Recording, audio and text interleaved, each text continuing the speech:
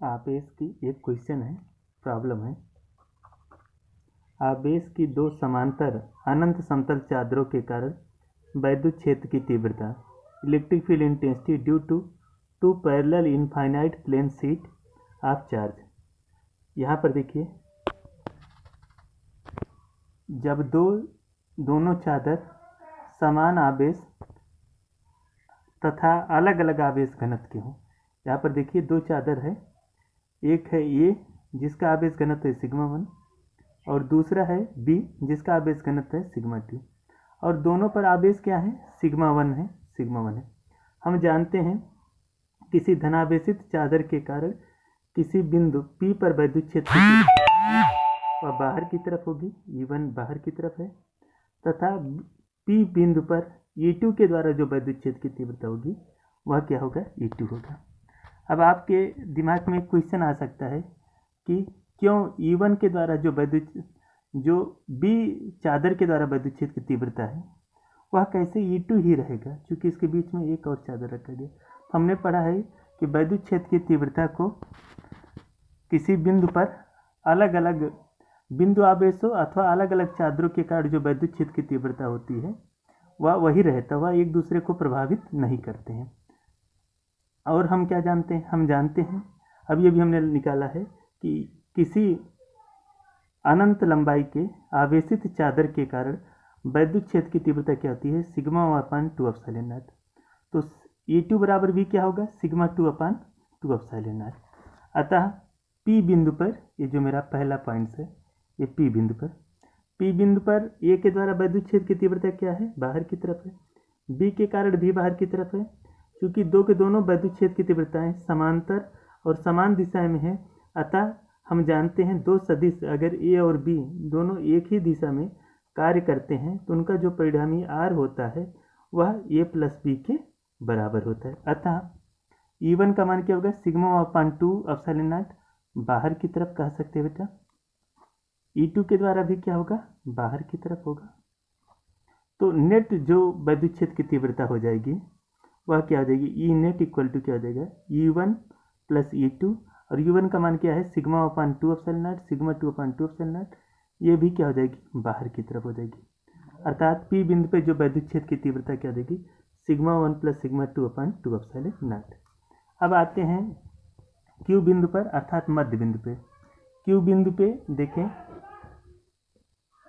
P के कारण वैद्युत क्षेत्र तीव्रता बाहर की तरफ है तथा B के कारण क्या है, अंदर की तरफ है, और दो के दोनों वैद्युत क्षेत्र की तीव्रताएं अलग अलग दिशाओं में।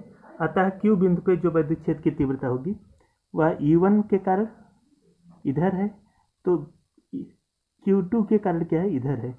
अर्थात Q बिंदु पे जो वैद्युत क्षेत्र की तीव्रताएं होंगी वह दोनों के डिफरेंस के बराबर हो जाएंगी। क्योंकि हम जानते हैं यदि किसी बिंदु पर दो असमान बल किसी बिंदु पर अलग अलग दिशाओं में या विपरीत दिशाओं में कार्य करते हैं तो जो F नेट होता है, F परिणामी होता है, वह F1 - क्या होता है, F2 होता है।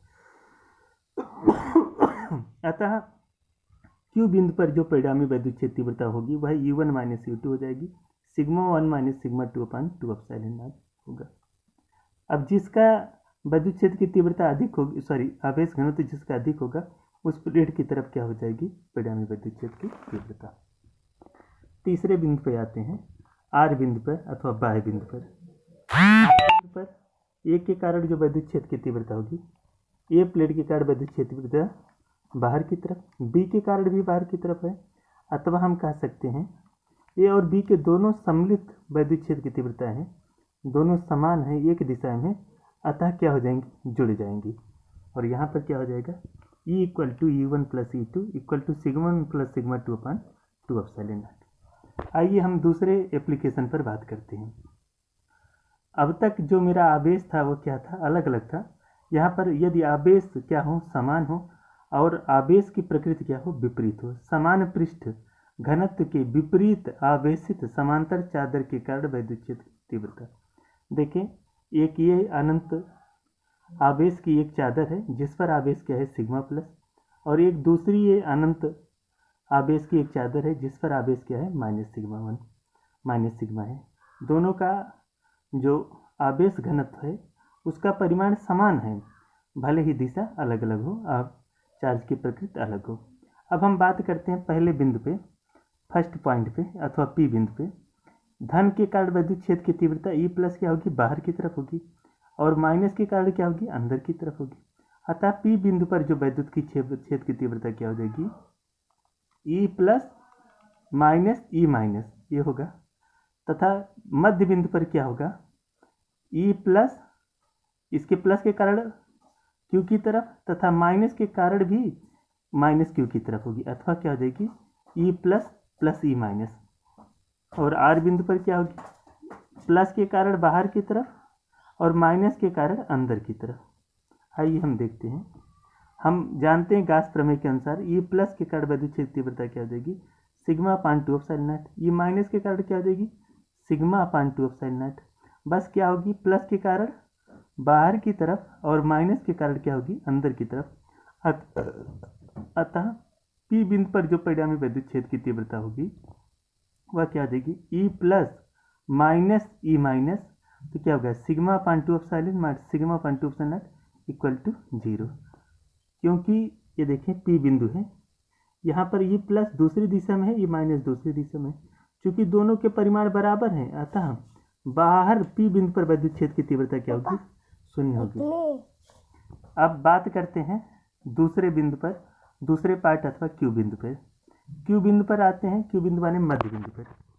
मध्य बिंदु पर क्या है, प्लस के कारण विद्युत क्षेत्र की तीव्रता माइनस की तरफ है और माइनस के कारण भी माइनस की तरफ है।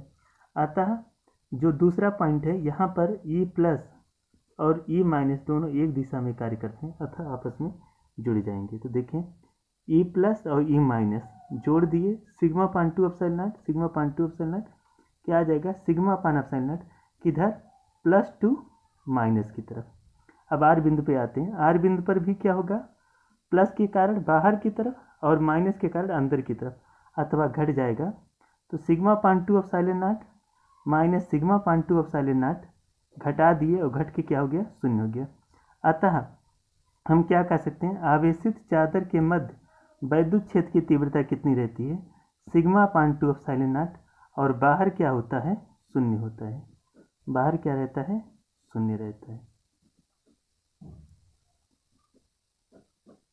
इसका अर्थ क्या है कि समान पृष्ठ घनत्व के विपरीत आवेशित समांतर चादर के कारण जो विद्युत क्षेत्र की तीव्रता होती है वह अंदर क्या होती है, एक समान होती है और बाहरी बिंदुओं पर 0 होती है।